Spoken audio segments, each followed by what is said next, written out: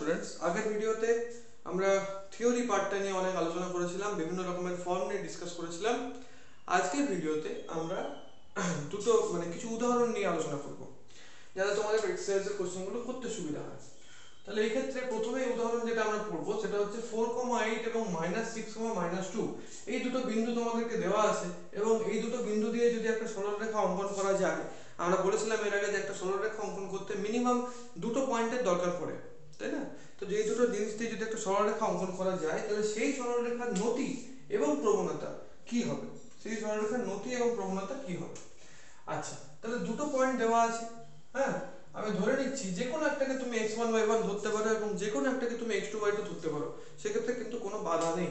তাহলে x1, y1 সেটা কি না 4,8 এবং x2, y2 সেটা কি না -6, -2। অর্থাৎ আমি যদি নতিটা প্রবণতাটা বার করি, প্রথমে m ইকুয়ালস টু কি হবে? Formula wise y2 y1 by x2 x1, তাই তো?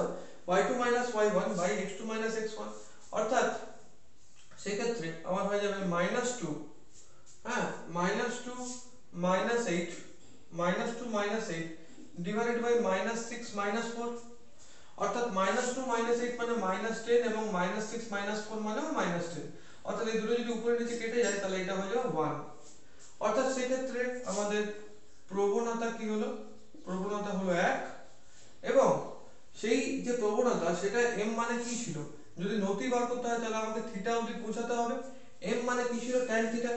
m এর মানটাই তো 1, অর্থাৎ tan থিটার মানটাই হলো 1। এবং 1 মানে কি? 1 মানে হলো tan 45 ডিগ্রি। tan ত্রিগোণমিতি যখন আমরা পড়েছি সূক্ষ্মকোণ, আদর্শ সূক্ষ্মকোণ, সেক্ষেত্রে আমরা পড়েছি যে tan 45 এর মান হলো 1। তাহলে tan থিটা যদি tan 45 হয়, তাহলে উভয় পক্ষে আমরা তুলনা করে পাই যে থিটা ইকুয়ালস টু 45 ডিগ্রি। এই যে থিটা ইকুয়ালস টু 45 ডিগ্রি, সেটা কি বলা হয়? নতি কোণ। অর্থাৎ নতিটা হলো আমার 45 ডিগ্রি এবং সেক্ষেত্রে প্রবণতাটা হলো আমার 1। ঠিক আছে? এবারে উদাহরণ 2 তে আমাদেরকে বলা হয়েছে যে y অক্ষের সমান্তরাল এবং -2,3 বিন্দুগামী সরলরেখার সমীকরণ কি হবে? তাহলে আমরা জানি যে y অক্ষের সমান্তরাল কোন জিনিসের কোন সরলরেখার সমীকরণ হলো x a, তাই না? y অক্ষের সমান্তরাল কোন সরলরেখার সমীকরণ হলো x a। এখন এই জায়গাতে আমরা বলেছিলাম যে কোন সরলরেখার উপর যদি কোনো বিন্দু যায়, অর্থাৎ কোনো বিন্দু যদি কোনো সরলরেখার উপর অবস্থান করে, তাহলে সেই বিন্দুর ভুজ এবং কোটি যদি আমি সরলরেখার সমীকরণে ভুজ এবং কোটি অর্থাৎ x এবং y এর জায়গায় বসিয়ে দিই, ইট মাস্ট স্যাটিসফাই, এটা কিন্তু সিদ্ধ হবেই। অর্থাৎ এই জায়গাতে x এর ভ্যালু এখানে কি আছে? ভুজটা কি আছে? -2, অর্থাৎ এই জায়গাতে x এর জায়গায় বসে যাবে -2 এবং এটাই হলো a। অর্থাৎ x a এবং a -2 যদি হয় তাহলে x হয়ে যাবে -2, বা x -2 কে সমীকরণের আকারে প্রকাশ করলে হয় x 2 0। অর্থাৎ ডান দিকে 0 নিয়ে গেলে x 2 0। এই যে x 2 0, সেটাই হচ্ছে সরলরেখার এই যে -2,3 বিন্দুগামী, যেটা কিনা y অ্যাক্সিস এর সমান্তরাল, তার সমীকরণ। এবারে দেখো উদাহরণ 3 তে বলেছে, যে √3x y যদি 1 হয়, √3x y যদি 1 হয়, তাহলে সেই সরলরেখার উপর লম্ব হয় এমন সরলরেখাটি x অক্ষের ধনাত্মক দিকের সঙ্গে যে কোণ উৎপন্ন করে তার মান নির্ণয় করো। ঠিক আছে? তো এটাকে যদি আমরা সাধারণভাবে লিখি y √3x y 1, তাহলে y হয়ে যাবে -√3x 1, y হয়ে যাবে -√3x 1। অর্থাৎ এখানে যে স্লোপটা সেটা কি না -√3, তাই না? আচ্ছা, স্লোপ মানে আমরা জানি যে tan থিটা, তাহলে tan থিটা হলো -√3। tan থিটা যদি -√3 হয়, তাহলে জেনারেলি √3 মানে হয়ে যায় tan 60 ডিগ্রি, তাই না? tan 60 degree. কিন্তু এখানে tan 60 ডিগ্রি কথাটার অর্থ কি? tan 60 ডিগ্রি আছে, তার মানে সেটা অল সাইন tan cos এর কথা যদি ভাবি, তাহলে সেটা আমার 180 ডিগ্রি মানে সেকেন্ড কোয়াড্রেন্টে আছে, তাই না? অল কোয়াড্রেন্টে তাহলে তো সাইন ট্যানটা পজিটিভ হয়ে যাচ্ছে এবং tan কোয়াড্রেন্টেও ট্যানটা পজিটিভ হয়ে যাচ্ছে। অর্থাৎ মাইনাসটা আছে আমার সেকেন্ড কোয়াড্রেন্টে, অর্থাৎ সেই জায়গাতে tan of 180 degree minus 60 degree, অর্থাৎ tan অফ 120 ডিগ্রি। তাহলে tan থিটা যদি tan 120 ডিগ্রি হয়, অর্থাৎ থিটার মান 120 ডিগ্রি হবে, থিটার মান 120 ডিগ্রি হবে। তাহলে থিটার মান যদি আমার একটা অ্যাক্সিস হয়, তাহলে থিটার মান যদি 120 ডিগ্রি হয়, জিনিসটা এরকম ভাবে থাকবে। এবার বলেছে x অক্ষের x অ্যাক্সিসের ধনাত্মক দিকের সাথে কত ডিগ্রি কোণ উৎপন্ন করছে, অর্থাৎ ধনাত্মক দিকের সাথে কত ডিগ্রি কোণ উৎপন্ন করছে মানে সেটা তো অলরেডি 90 ডিগ্রি কোণ উৎপন্ন করে দিয়েছে, তার সাথে কত ডিগ্রি কোণ উৎপন্ন করবে, অর্থাৎ x অক্ষের ধনাত্মক দিকের সঙ্গে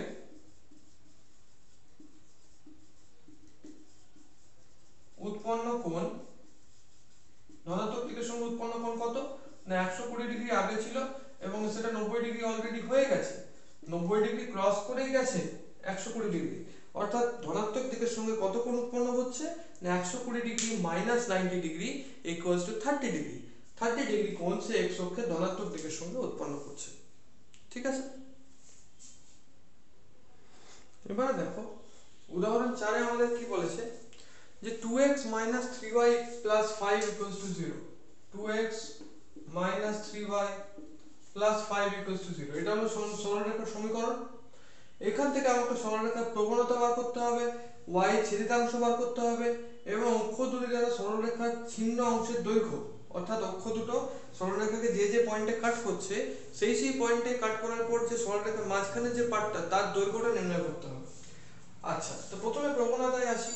তাহলে প্রবণতা বার করতে গেলে y mx c এর মতন করে এটাকে সাজাতে হবে, অর্থাৎ 3y হয়ে যাবে 2x 5, অর্থাৎ y হয়ে যাবে 2/3x 5/3, y হয়ে যাবে 2/3x 5/3। একে যদি আমি y mx c এর সঙ্গে তুলনা করি তাহলে কি পাবো, m টা এখানে ছিল প্রবণতা এবং এখানে x এর কোএফিসিয়েন্ট ছিল m, এখানে x এর সাথে আছে 2/3, অর্থাৎ m এর ভ্যালু হয়ে যাবে 2/3, m এর ভ্যালু হয়ে যাবে 2/3, অর্থাৎ প্রবণতা আমার হয়ে গেল 2/3। আচ্ছা, এবার হলো y ছেদিতাংশ। y ছেদিতাংশ মানে হলো এইটা, c মানে 5/3 ছিল, তো c মানে 5/3 ছিল, অর্থাৎ y ছেদিতাংশ আমার হয়ে যাবে 5/3। এইবার যদি তাই হয় তাহলে সেক্ষেত্রে আমার এইভাবে সরলরেখাটি অক্ষ দুটিকে কাটছে, তাই তো? তাহলে ঠিক এইভাবেই সরলরেখাটি অক্ষ দুটিকে কাটছে। তাহলে সেই জায়গাতে আমার এই যে ছেদিতাংশটা সেটা আমি ধরে নিচ্ছি a এবং এই যে ছেদিতাংশটা সেটা হচ্ছে আমার b। তাহলে আমার যদি সমীকরণটা হয় 2x 3y 5 0, প্রথমে একে x/a y/b 1, x/a y/b 1 এর সাথে আমরা তুলনা করতে পারি এবং তার জন্য তাকে সেই তার মতন করে সাজাতেও হবে, অর্থাৎ 2x 3y -5। এবার ডান দিকে যদি এক করি, ডান দিকে যদি আমি জোর করে হলেও এক করি তাহলে সেই -5টা এইদিকে এসে এর সাথে এবং এর সাথে ভাগ হয়ে যাবে, অর্থাৎ 2x by -5 3y by -5 1, অর্থাৎ x by -5/2 minus y by -5/3 equals to কত হয়ে যাবে 1। অর্থাৎ এখানে আমার x এর ছেদিতাংশ, x অক্ষের যে ছেদিতাংশ সেটা কত x/a যেটা সেটা কত না -5/2, -5/2। তো সেই ক্ষেত্রে আমার এই পয়েন্টটা কি হয়ে যাবে -5/2, 0। ঠিক আছে, কেন? কারণ x অক্ষের ছেদিতাংশ ছিল -5/2 দূরে, অর্থাৎ -5/2, 0, অর্থাৎ এইটা মানে সরলরেখাটা বাঁ দিকে কাটছে, ডান দিকে নয়।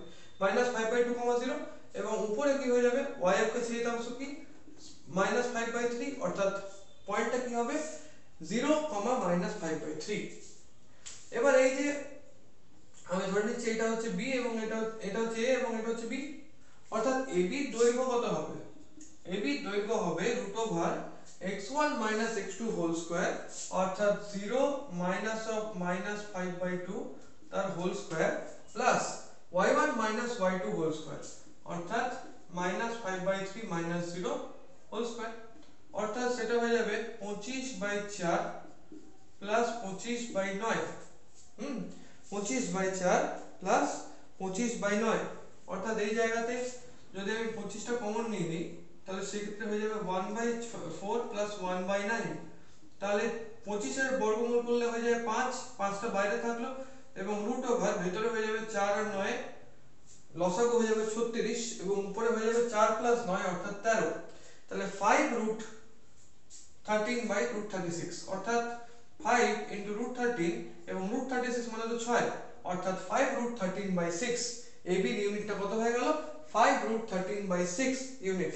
5√13/6 ইউনিট এর একক অর্থাৎ এটা কি সেটা কি বেরোলো সেটা বেরোলো অক্ষ দুটি দ্বারা সরলরেখাটির ছিন্ন অংশের দৈর্ঘ্য তাহলে অক্ষ দুটি দ্বারা সরলরেখাটির ছিন্ন অংশের দৈর্ঘ্য কত 5√13/6 একক তাহলে দেখো এখান থেকে আমরা মোটামুটি অনেক কিছু বার করলাম প্রথমে আমরা স্লোপ বার করলাম প্রবণতা তারপর সেখান থেকে ছেদিতাংশ বার করলাম ছেদিতাংশ থেকে আমি ছেদিতাংশ আকার বার করলাম সেখান থেকে আমি y ছেদিতাংশ x ছেদিতাংশ দুটোই পেলাম এবং তারপর তার পয়েন্টগুলো পেয়ে তারপর তার দৈর্ঘ্য ঠিক আছে তারপর তার দৈর্ঘ্য তাহলে যদি দুটো ছেদিতাংশ তুমি পেয়ে যাও a এবং b তাহলে সেই ক্ষেত্রে সেই ছেদিতাংশ মাঝখানে যে সরলরেখাটা আছে তার দৈর্ঘ্য এখান থেকে তুমি ইনডাইরেক্টলি দেখতে পারো যে √5/2 whole square plus 5/3 whole square অর্থাৎ √a² প্লাস b স্কয়ার সেটাকে আমি তোমাকে এখানে ডিটেইলস ব্যাখ্যা করে বোঝালাম মনে রাখবে যদি a ছেদিতাংশ হয় x অ্যাক্সিসে এবং y ছেদিতাংশ হয় b ছেদিতাংশ হয় y অ্যাক্সিসে তাহলে সরলরেখাংশটির দৈর্ঘ্য হলো √a² প্লাস b স্কয়ার সেখান থেকে এটা এসেছে ঠিক আছে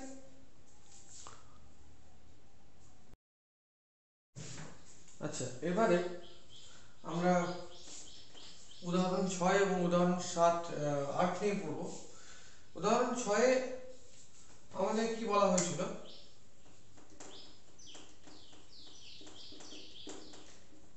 উদাহরণ 6 আমাদের কি বলা হয়েছিল x অক্ষ এবং y অক্ষ দ্বারা 2x y 4 সরলরেখা থেকে ছেদিতাংশের মধ্যবিন্দুর স্থানাঙ্ক নির্ণয় করো ছেদিতাংশের মধ্যবিন্দু স্থানাঙ্ক নির্ণয় করো অর্থাৎ প্রথমে কি বলেছে x অক্ষ এবং y অক্ষ দ্বারা 2x y 4 সরলরেখা থেকে অর্থাৎ এটা যদি x অক্ষ এবং y অক্ষ হয় এটা ধরে নাও x অক্ষ এবং এটা ধরে নাও y অক্ষ এবং এটা যদি সরলরেখাটা হয় 2x y 4 তাহলে এর যে ছেদিতাংশ অর্থাৎ এই পার্টটা এবং এই পার্টটা x এর ছেদিতাংশ এটা y এর ছেদিতাংশ এটা এদের মধ্যবিন্দু স্থানাঙ্ক নির্ণয় করতে হবে অর্থাৎ এদের বিন্দুগুলো আগে নির্ণয় করতে হবে তারপর তাদের মধ্যবিন্দুর প্রশ্ন আসে আচ্ছা তার জন্য আমাকে a আর b বার করতে হবে তাহলে ছেদিতাংশ আকারে এটাকে নিয়ে যেতে হবে 2x y যদি 4 হয় তাহলে 2x y আমি বলেছিলাম ছেদিতাংশ করতে গেলে আগে ডান পক্ষে 1 আনতে হবে অর্থাৎ 2x y by 4 1 অর্থাৎ 2x by 4 y by 4 1 অর্থাৎ x by 2 এটা 2 আর 4 কেটে গিয়ে 2 হবে x by 2 y by 4 1 x by 4 y by 4 x by 2 y by 4 1 এইটা অনেকটা x by a y by b 1 এই যে ছেদিতাংশ আকার ছিল এর মতো অর্থাৎ এই ক্ষেত্রে আমি বলেছিলাম যে দুটো ছেদিতাংশ মানে দুটো ছেদবিন্দু এদের দুটো অক্ষের সাথে ছেদবিন্দু এদের স্থানাঙ্ক কি হবে না এটা হয়ে যাবে a, 0 আর এটা কি হয়ে যাবে 0, b এবার a, 0 বলতে এখানে তুলনা করে আমরা পাই x by a আছে এবং x by 2 আছে অর্থাৎ a এর ভ্যালু কি না 2 এবং y by 4 আছে এবং y by b আছে তাহলে b এর ভ্যালু কি b এর ভ্যালু হলো 4 হ্যাঁ অর্থাৎ দুটো ছেদবিন্দু স্থানাঙ্ক হচ্ছে 2, 0 and 0, 4 ঠিক আছে আমি যদি দুটো নাম দিয়ে দিই a এবং b তাহলে দুটো ছেদবিন্দু যথাক্রমে a 2, 0 এবং b 0, 4 এবার এদের ছেদিতাংশের মধ্যবিন্দু বলেছে অর্থাৎ ছেদবিন্দুগুলো তো পেয়ে গেলাম এদের মধ্যবিন্দু তাহলে মধ্যবিন্দুর স্থানাঙ্ক তোমরা জানো ফর্মুলা হিসাবে x1 + x2/2, y1 + y2/2, অর্থাৎ 2 প্লাস মধ্যবিন্দু ইকুয়ালস টু 2 + 0/2, 0 + 4/2, অর্থাৎ 2/2, 4/2, অর্থাৎ 1, 2। ঠিক আছে, 1, 2। তাহলে ছেদিতাংশের মধ্যবিন্দু কি হলো 1, 2। আচ্ছা, এইবার উদাহরণ 8 এ চলে আসছি। উদাহরণ 8 এ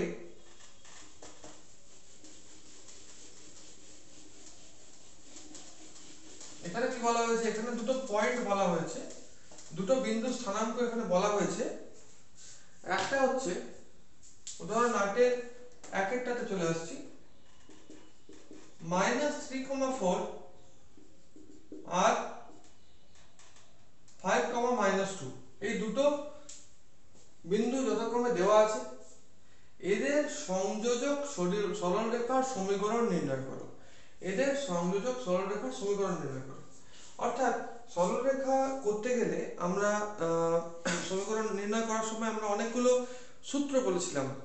তার মধ্যে একটা ছিল 2 পয়েন্ট ফর্ম বা 2 বিন্দু আকার। তো এখানে সেইটা করে আমাকে প্রথমে নতিটাকে বার করতে হবে। হ্যাঁ, নতিটাকে বার করে তারপর সমীকরণটা ফর্মুলেশন করতে হবে। অর্থাৎ প্রথমে আমাদের একটা স্লোপ বা নতির একটা ফর্মুলা ছিল যে m = y2 - y1 / x2 - x1। অর্থাৎ এখানে y2 কি, এটা হলো x1 y1, এটা হলো x2 y2। ঠিক আছে, x1 y1 x2 y2। তাহলে y2 - y1, তাহলে -2 - 4 ডিভাইডেড বাই x2 - x1, মানে 5 - 3, অর্থাৎ এটা হলো -6, এটা হলো 8, তাহলে -3/4। -3/4 হলো আমার যথাক্রমে নতিটা। এইবার আমার সমীকরণটা, নির্ণয় সমীকরণ, সেটা কি হবে, কি ফরম্যাট ছিল, y - y1 = x - x1 * m। নতি বিন্দু আকার, হ্যাঁ, নতি এবং এই দুটো বিন্দু আকার। তাহলে y - y1, y1 টা কি ছিল, -2 ছিল, অর্থাৎ না, y1 টা কি ছিল, 4 ছিল, অর্থাৎ y - 4 = m মানে হলো -3/4 ইনটু x - x1, অর্থাৎ x - 3, অর্থাৎ এদিকে যদি আমি ক্রস মাল্টিপ্লিকেশন করি তাহলে 4 টা এদিকে, 4 × y - 4 = -3 × x + 3, অর্থাৎ 4y - 16, এদিকে হলো -3x - 9, তাহলে 4y + 3x = -9 আর এদিকে +16, তাহলে 4y + 3x মানে হলো 7। এই যে 4y + 3x = 7 হলো, এটাই হলো আমার -3, 4 এবং 5, -2 এর সংযোজক সরলরেখার সমীকরণ। ঠিক আছে, এবার সরলরেখাটি অক্ষ দুটিকে যে বিন্দুতে ছেদ করে তার নির্ণয় করো। আবার আগের অঙ্কটার মতোই, অর্থাৎ এই ছেদিতাংশ আকারে এটাকে প্রকাশ করতে হবে। প্রথমে 4y + 3x = 7 ছিল, অর্থাৎ এদিকে ছেদিতাংশ আকারে আমি বললাম ডান দিকে সবসময় 1 নিয়ে আসতে হয়, অর্থাৎ 4y/7 + 3y/7 = 1। আচ্ছা, 4y/7 কে আমি লিখতে পারি y/7/4 প্লাস 3x/7 কে আমি লিখতে পারি x/7/3 = 1। অর্থাৎ এখানে x অক্ষের ছেদিতাংশ হলো কত, 7/3 একক, এবং y অক্ষের ছেদিতাংশ হলো কত, 7/4 একক। অর্থাৎ ছেদিতাংশের বিন্দু, অর্থাৎ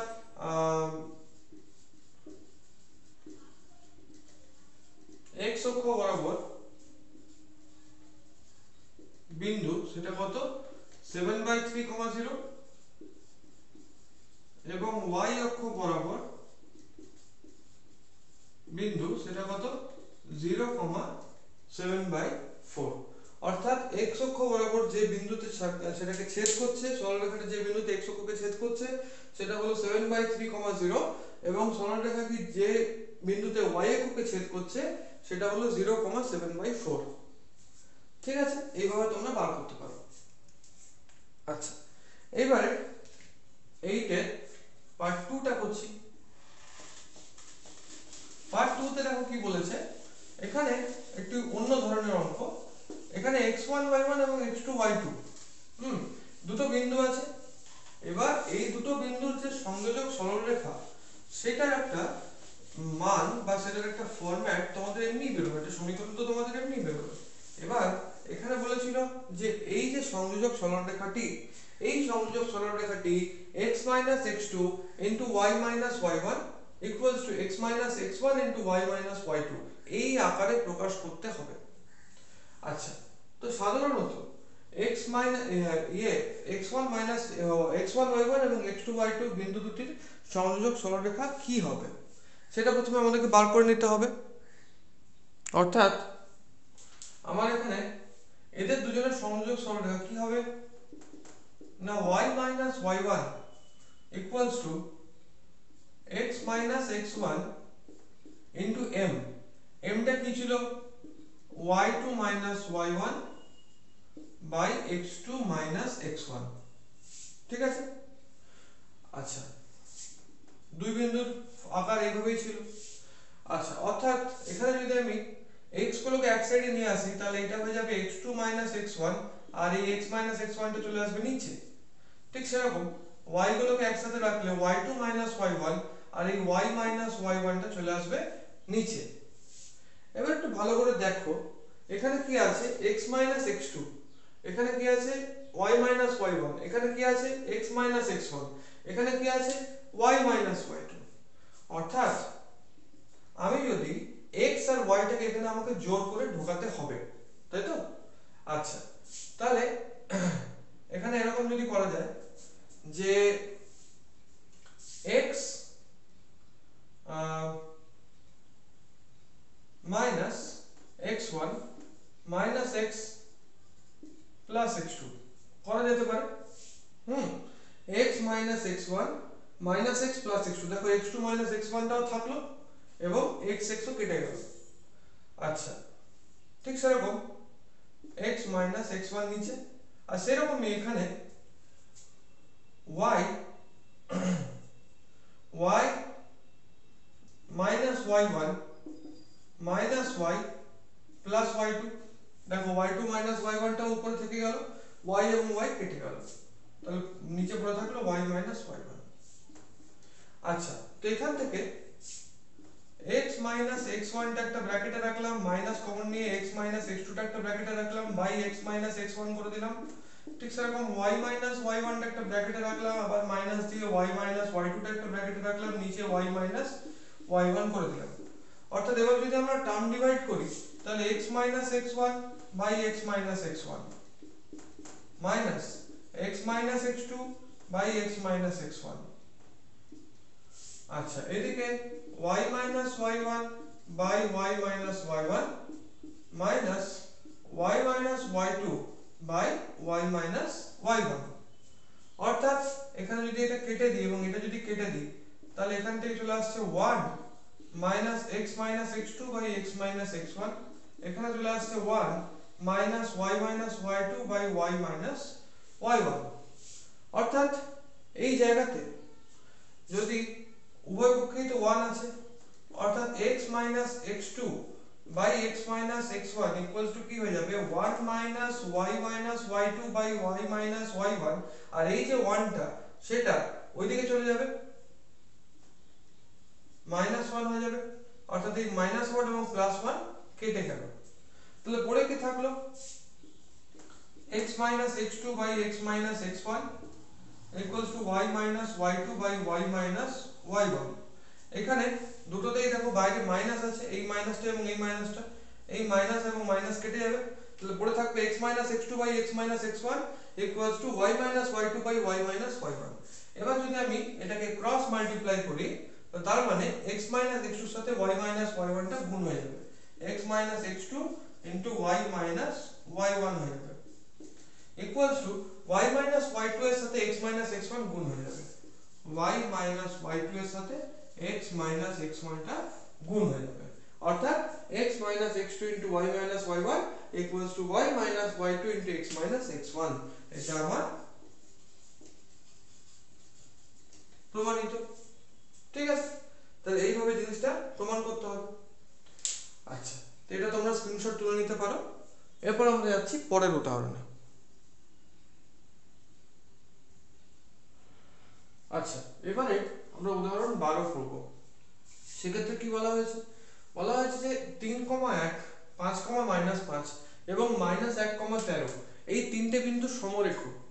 এবার সমরেখ যখন আমরা ফর্মুলাগুলো বলছিলাম তখন আমি তোমাদেরকে বলেছিলাম যে সমরেখ মানে কি? সমরেখ মানে হচ্ছে কোলিনিয়ার, একটা লাইনের উপরেই থাকবে, একটা রেখার উপরে থাকবে।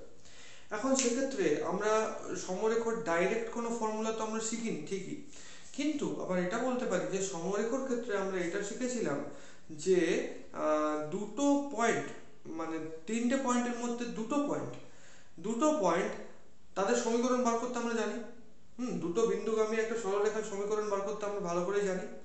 আচ্ছা, এবার এই দুটো বিন্দুর সরলরেখা সংযোগ সরলরেখার সমীকরণ যদি আমরা বার করতে পারি, সেখানে x এর এবং y এর জায়গাতে আমরা যে বিন্দুটা মানে x এবং y এর জায়গাতে সমীকরণে x এবং y এর জায়গাতে আমরা যে তৃতীয় বিন্দুটা আমাদের আছে তার x এবং y এর ভ্যালুটা যদি বসিয়ে দিই এবং সেটা যদি স্যাটিসফাই করে, সিদ্ধ করে, অর্থাৎ বাম পক্ষ ইকুয়াল টু ডান পক্ষ হয়, তবে বলা যেতে পারে যে আগের দুটো বিন্দুর সাথে তৃতীয় বিন্দুটা সমরেখ।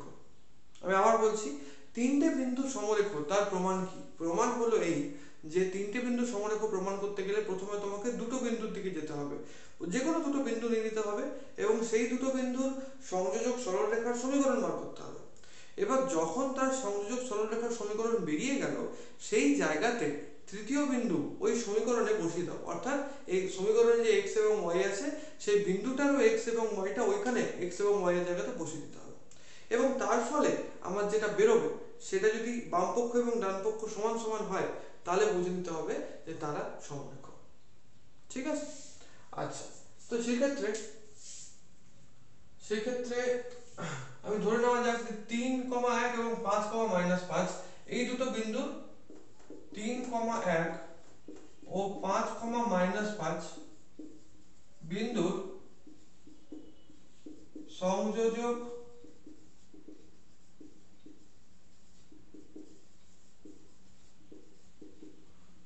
সরলরেখার সমীকরণ। 3,1 এবং 5,-5 বিন্দুর সংযোজক সরলরেখার সমীকরণ সেটা কি হবে? সেটা হবে, ফর্মুলাটা কি ছিল? y minus y1 equals to y2 minus y1 by x2 minus x1 into x minus x1। এটা আমার ফর্মুলা ছিল। আচ্ছা, এখানে কিন্তু এটাকে পরে আমাকে মুছে দিতে হবে, ঠিক আছে? কারণ এটা করলে আমার চলবে না, এটা আমার অরিজিনাল ফর্মুলা, এটাকে আমরা ইউজ করতে হবে, কিন্তু এটা তো এই অঙ্কটার পার্ট নয়, এটা অঙ্কটার তো অংশ নয়, সেজন্য এটাকে নিলে চলবে না।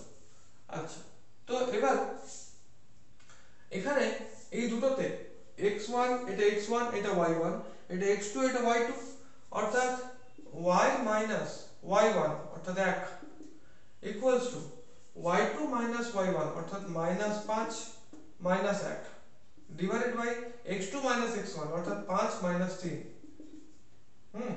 আর এদিকে x minus 3 x minus x1 x1 y1 এটা এখানে 3, অর্থাৎ y minus 1 into 2 equals to -6 into x minus 3 অর্থাৎ 2y minus 2 মানে হলো -6 plus 18 অর্থাৎ 2y equals to -6 plus 18 plus 2, তাহলে 2y হলো -6x plus 20, 2y হলো -6x plus 20। এটা আমার এই দুটো বিন্দুগামী সংযোজক সরলরেখার সমীকরণ।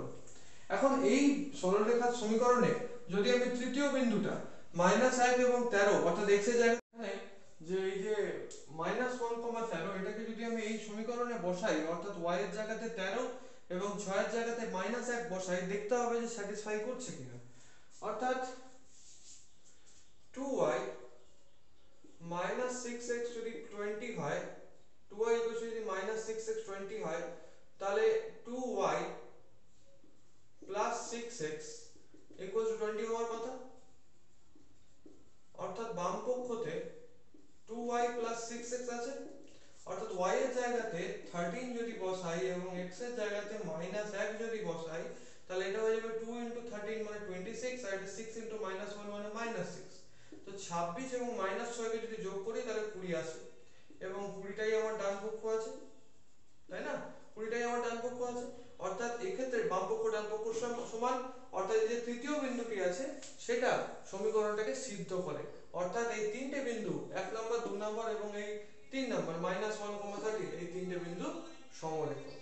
ঠিক আছে? আচ্ছা, এবারে আমরা পরেরটাতে যাব। এখানে বলেছে উদাহরণ 14তে যে একটি গতিশীল সরলরেখা সর্বদা h, k বিন্দু দিয়ে যায়। সরলরেখার উপরে তো একটা সরলরেখা তো অসংখ্য বিন্দু দিয়ে তৈরি, তার মধ্যে একটা বিন্দু এখানে বলে দিয়েছে h, k। এবার এই যে গতিশীল সরলরেখার অক্ষ দুটি দ্বারা ছিন্ন অংশের মধ্যবৃত্ত সঞ্চারপথের সমীকরণ হলো x/x h/x + k/y = 2। এটা প্রমাণ করতে হবে। প্রথম কথা, গতিশীল সরলরেখার অক্ষ দুটি দ্বারা ছিন্ন অংশ, অর্থাৎ এটা যদি আমার x অক্ষ এবং y অক্ষ হয় তো সেই ক্ষেত্রে আর এটা যদি আমার সরলরেখা হয়, সেই সরলরেখাটা আমার তার যে মধ্যবিন্দু নয় অ্যাকচুয়ালি এই বিন্দুটা আর এই বিন্দুটা আমাকে বার করতে হবে। তো আমরা জানি ছেদিতাংশ আকারে এটা যদি a হয় এবং এটা যদি b হয় তাহলে ছেদিতাংশ আকার হলো সরলরেখার সমীকরণ। সেটা কি হলো না x/a + y/b = 1।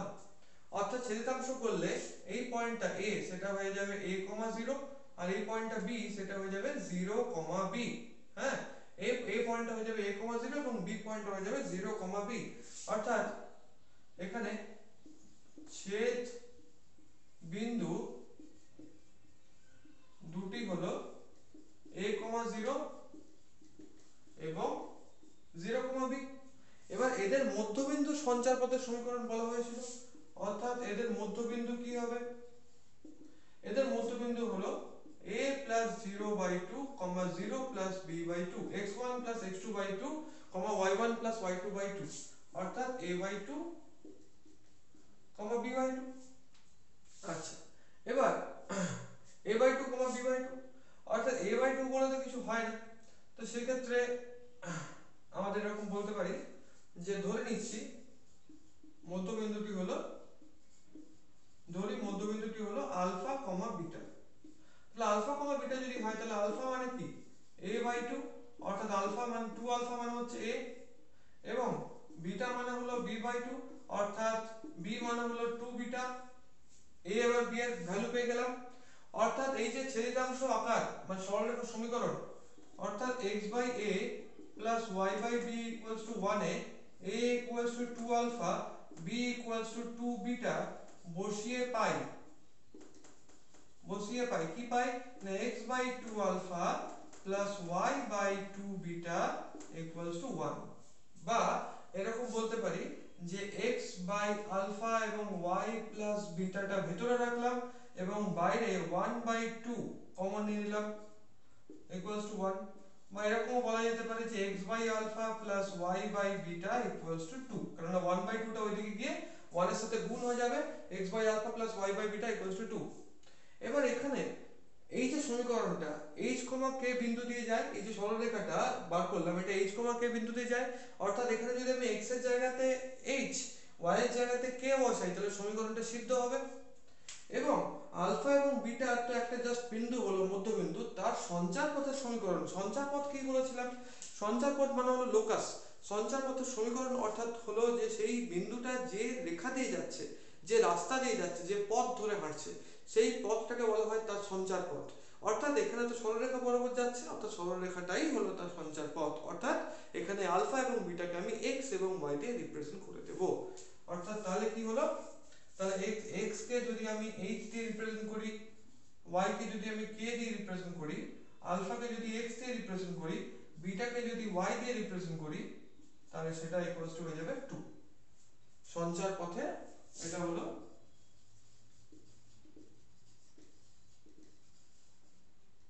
সঞ্চার পথের সমীকরণ।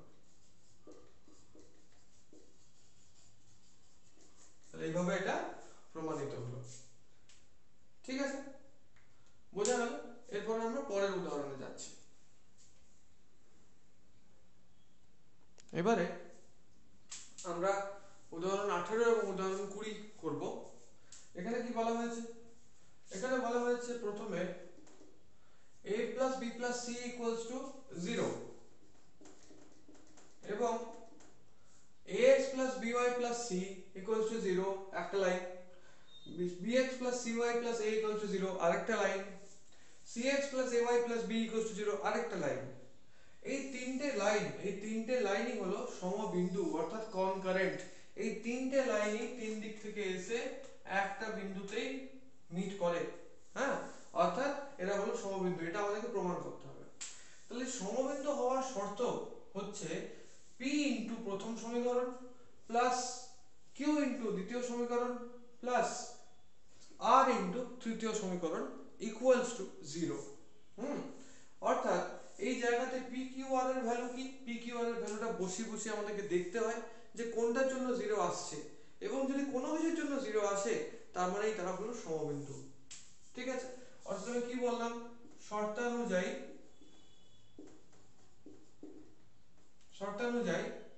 p into ax plus by plus c, p into প্রথম সমীকরণ plus q into bx plus cy plus a দ্বিতীয় সমীকরণ এবং r ইনটু তৃতীয় সমীকরণ cx plus ay plus b। এই তিনটের মান এক করে শূন্য করতে হবে। অর্থাৎ এখানে খুব সিম্পল ভাবে সবগুলোই দেখো আছে, ax আছে, bx আছে, cx আছে, ay আছে, by আছে, cy আছে, আর এদিকে abc তো আছেই। তাহলে এই ক্ষেত্রে যদি আমরা ধরি p equals to 1, q equals to 1, r equals to 1 যদি ধরি, আমি যে কোনো ভ্যালুর জন্য এটা করতে পারি, তাহলে তিনটেই 1 হয়, তাহলে কি হয়ে যাবে 1 into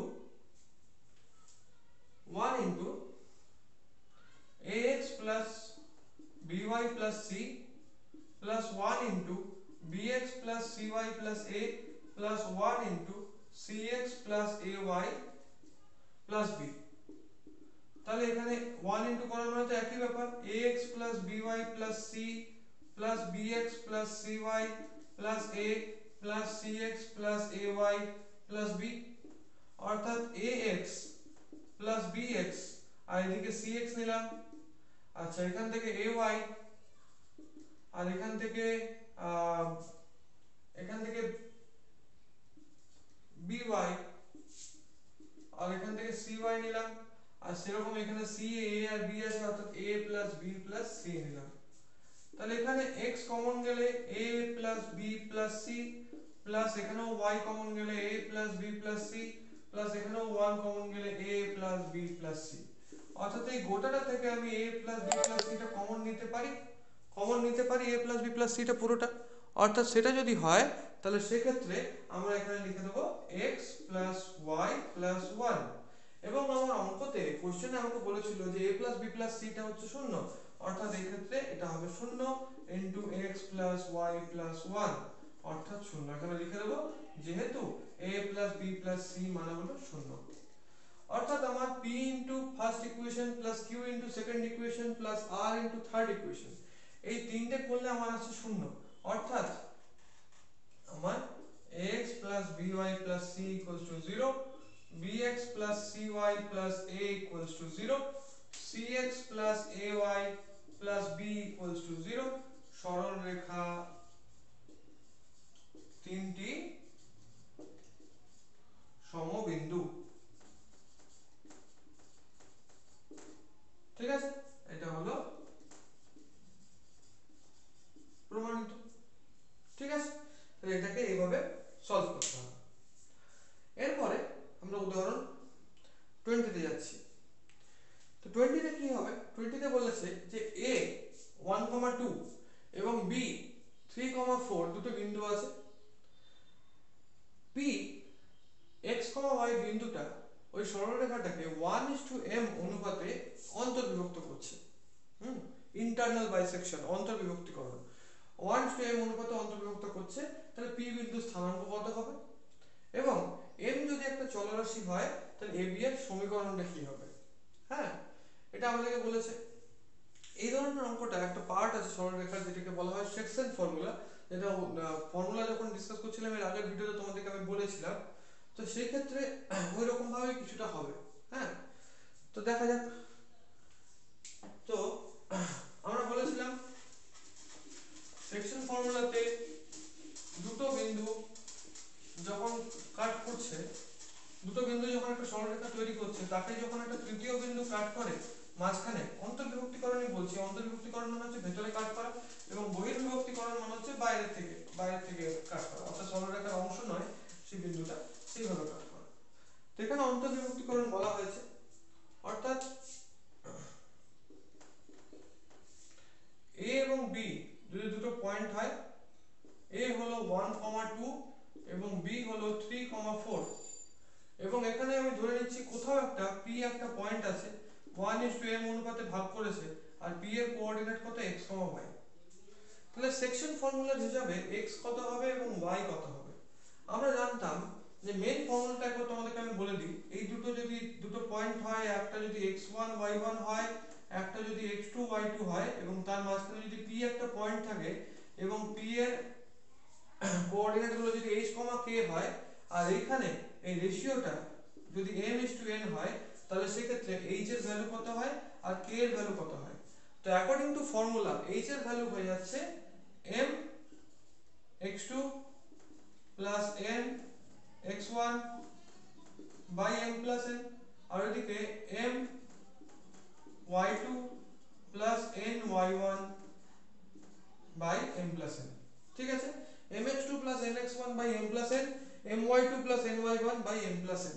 তাহলে এই একই জিনিস যদি আমরা এখানে দিই, তাহলে সেই হিসাবে x ইকুয়ালস টু কত হবে, এটা ওখানে m মানে 1 আর n মানে m, অর্থাৎ 1 into 3 x1 y1 x2 y2, তাহলে 1 into 4, না প্রথমে x বার করছি তো, তাহলে 1 into 3 plus m into 1 by 1 plus m, অর্থাৎ 3 plus m by 1 plus m, এটা হলো x এর ভ্যালু। আচ্ছা, আর y এরটা কি হবে, যে 1 into 4 plus m into 2, 1 into 4 plus m into 2 by 1 plus m, অর্থাৎ 4 plus 2m by 1 plus m, অর্থাৎ x, y এর জায়গাতে স্থানাঙ্ক আমার কি এলো 3 plus m by 1 plus m এবং 4 plus 2m by 1 plus m। এটা হলো x, y স্থানাঙ্ক, অর্থাৎ p বিন্দু স্থানাঙ্ক। ঠিক আছে, এবার তোমাদের কনফিউশন যাতে না হয় সেজন্য আমি এটা মুছে দিচ্ছি, এটা আর প্রয়োজন নেই, এটা ছিল অ্যাকচুয়াল ফর্মুলা। আচ্ছা, তাহলে x, y p বিন্দু স্থানাঙ্ক নির্ণয় করতে বলেছিল, তাহলে p বিন্দু স্থানাঙ্ক বেরিয়ে গেল যে 3 m by 1 plus m, 4 plus 2m by 1 plus m। এবার m যদি চলরাশি হয়, তাহলে ab এর সমীকরণ কি হবে, সমীকরণটা কি হবে না, সমীকরণটা হলো যথাক্রমে ab এর সমীকরণটা কি হবে, সমীকরণ ক্ষেত্রে প্রথমে আমাকে m এর ভ্যালুটা তো বার করতে হবে, নাহলে তো m একটা চলরাশি বলেছে, তাহলে m এর ভ্যালুটা আমাকে বার করতে হবে। আচ্ছা, তাহলে m এর ভ্যালুটা হলো x ইকুয়ালস টু ছিল 3 plus m by 1 plus m, অর্থাৎ x into 1 plus m equals to 3 plus m, অর্থাৎ x plus mx equals to 3 plus m। তাহলে x যদি আমি mx মাইনাস m করি, তাহলে 3 মাইনাস x হয়ে যায়, আর m কমন নিলে x মাইনাস 1, তাহলে 3 মাইনাস x, তাহলে m ইকুয়ালস টু কি হয়ে যাবে 3 minus x by x minus 1।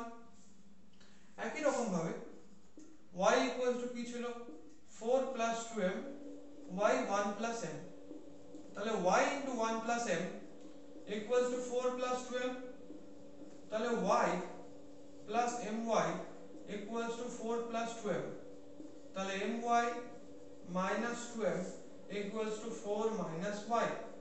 তাহলে যদি আমি y টা নিয়ে নি কমন, বা ধরো m টা নিয়ে নি কমন, m ইকুয়ালস টু হয়ে যাবে, m যদি নিয়ে নি কমন, তাহলে m ইকুয়ালস টু হয়ে যাবে y মাইনাস 2, আর এদিকে 4 মাইনাস y, তাহলে m হয়ে যাবে 4 minus y by y minus 2। তাহলে এখান থেকে যথাক্রমে m এর ভ্যালু x এর রেসপেক্টে আর y এর রেসপেক্টে আমরা বার করে নিলাম। ঠিক আছে, এবার আমরা সমীকরণটা নির্ণয় করব। এবার দুটোই যেহেতু m, তো সেই জন্য এই দুটোকে আমরা ইকুয়াল করে দিতে পারি। অর্থাৎ 3 minus x by x minus 1, এদিকে 4 minus y by y minus 2। তাহলে সেখানে যদি আমরা ক্রস মাল্টিপ্লিকেশন করি তাহলে 3 minus x into y minus 2, আর এটাকে 4 minus y into x minus 1। অর্থাৎ এই জায়গায় যদি ক্রস মাল্টিপ্লাই যদি করি তাহলে 3 into y 3y, 3 into minus 2 minus 6, minus x into y minus x y, আর প্লাস 2x। এইদিকে 4 into x 4x, 4 into minus 1 minus 4, minus x y আর প্লাস ওয়াই। তো এখানে মাইনাস এক্স ওয়াই যদি both সাইডে কেটে যায়, হ্যাঁ, তাহলে 3y, আর এদিক থেকে ওয়াইটা এদিকে এলে minus Y, 3y minus y। সেরকম ভাবে প্লাস 2x, আর এই 4x এদিকে এলে মাইনাস 4x, আর এদিকে মাইনাস 4 তো আছে, আর এই মাইনাস 6 এদিকে গেলে প্লাস 6। তাহলে হয়ে যাবে 2y minus 2x equals to 2, 2y minus 2x equals to 2, বা যদি আমি 2 কমন নিই তাহলে y minus x equals to 2, এই 2 আর এই 2 কেটে গিয়ে এদিকে 1 পড়ে থাকবে, তাহলে y minus x equals to 1। এটাই হলো আমার নির্ণেয় সরলরেখার সমীকরণ, y minus x equals to 1। ঠিক আছে, এটা তোমরা দেখে নাও, এটা খুব ভালো অঙ্কটা, এবং এটা তোমরা স্ক্রিনশটও তুলে নিতে পারো, তারপর তোমরা নিজেরা প্র্যাকটিস করতে পারো। এবারে আমরা আজকের ভিডিওর শেষ উদাহরণ নিয়ে আলোচনা করছি। এখানে বলা হয়েছে যে p 3, -7/2 এবং এই বিন্দুগামী একটি সরলরেখার প্রবণতা হলো 5/12। তাহলে p বিন্দু থেকে সরলরেখার উপরিস্থিত q বিন্দুর দূরত্ব 13/2 একক। তাহলে q বিন্দুর স্থানাঙ্ক কত? অর্থাৎ জিনিসটা হচ্ছে এরকম যে এই দুটো ধরো অ্যাক্সিস আছে, অক্ষ আছে, এবং এটা যদি সমীকরণটা মানে এটা যদি সরলরেখাটা হয়, তাহলে এই সরলরেখার m টা স্লোপ বা নতি বা প্রবণতা সেটা হচ্ছে 5/12 বলে দেওয়া আছে, এবং এর উপরে q বিন্দুর দূরত্ব, একটা বিন্দু আছে হয়তো q, সেই q বিন্দুটা আমি জানি না কতটা, এই ডিসটেন্সটা তো r মানা হয়, সেই r ইকুয়ালস টু এখানে বলে দিয়েছে 13/2 একক। তাহলে q বিন্দুর স্থানাঙ্কটা কত হবে, x, y টা কত হবে, এরকম ভাবে এটাকে বার করতে বলেছে। তো সেই ক্ষেত্রে এটা যেহেতু অভিলম্ব আকার হয়ে যাচ্ছে, অর্থাৎ এটা যেহেতু এইটা হয়ে যাচ্ছে অভিলম্ব আকার, তখন সেক্ষেত্রে আমার ফর্মুলাটা কি ছিল না x - x1 cos θ equals to y - y1 sin θ equals to r। আর অনেক সময় অনেকে p ও বলে, x - x1 cos θ equals to y - y1 sin θ equals to r। r মানে এখানে 13/2। আচ্ছা, তো এখানে প্রথমে সরলরেখার প্রবণতা হলো 5/12, অর্থাৎ প্রবণতা মানে আমরা জানি tan θ, তাহলে হলো 5/12। হ্যাঁ, আচ্ছা, এবার ত্রিকোণমিতিতে আমরা tan θ থেকে sin θ বা cos θ কেমন করে বার করে সেটা আমরা শিখেছিলাম। তো সেই হিসাবে tan θ থেকে sin θ cos θ দুটোই বার করাটা খুব দরকার। কেন দরকার? কারণ আমার এখানে cos θ এবং এখানে আমার sin θ আছে, এবং কিন্তু এইটাকে দেখে এগিয়ে যেতে হবে, এই দিকে এগিয়ে যেতে হবে। অর্থাৎ tan θ যদি 5/12 হয়, সেই ক্ষেত্রে tan স্কয়ার θ মানে হলো 5/12²। তাহলে 1 tan স্কয়ার θ মানে হলো 1 5² মানে 25, আর 12² মানে 144। তাহলে sec square θ equals to 144 plus 25/144। তাহলে sec স্কয়ার θ হলো 169/144। তাহলে sec θ equals to হলো square root of 169/144, মানে sec θ হলো 13/12। sec θ যদি 13/12 হয়, তাহলে সেক্ষেত্রে cos θ কি হবে, তার উল্টোটা 12/13। ঠিক আছে, cos θ কি হবে 12/13। আচ্ছা, এবার আমরা জানি যে sin square θ plus cos square θ মানে হলো 1। তাহলে এখান থেকে আমরা এটাকে ইউজ করে বলতে পারি sin স্কয়ার θ মানে হলো 1 cos স্কয়ার θ, অর্থাৎ 1 12/13 এর হোল স্কয়ার, অর্থাৎ 1 144/169 মানে হলো 25/169। তাহলে sin θ কি হবে স্কয়ার রুট অফ 25/169, তার মানে 5/13। তাহলে sin থিটা এবং cos থিটা দুটোই আমাদের বেরিয়ে গেল। আচ্ছা, এবার ওই যে ফর্মুলাটা আমাদের ছিল সেখানে x x1 y1 কোনটা, এইটা, এই বিন্দুক্রমে 3, -7/2, অর্থাৎ x x1 মানে হলো 3 বাই cos থিটা মানে হলো 12/13 ইকুয়ালস টু y y1 অর্থাৎ y -7/2 বাই sin থিটা অর্থাৎ 5/13 ইকুয়ালস টু কি r, r মানে হলো লম্ব দূরত্ব এখানে কি 13/2 এটা আমার বেরোলো। এবার এখান থেকে আমাকে সলভ করে x এবং y এর মান বার করতে হবে, অর্থাৎ x - 3/12/13 এটা যদি 13/2 হয়, এর সাথে এটাকে ইকুয়াল করলাম, অর্থাৎ x - 3 কি হবে 12/13 ইনটু 13/2, এটা উপরে উঠে গেলে গুণ হয়ে যাবে, অর্থাৎ 13 কেটে গেল, 2 দিয়ে 12 মানে 6, তাহলে x - 3 হয়ে যাবে 6, তাহলে x হয়ে যাবে 6 প্লাস 3 মানে x হয়ে যাবে 9। একই রকম ভাবে y -7/2 মানে y প্লাস 7/2 বাই 5/13, তাহলে ইকুয়ালস টু 13/2।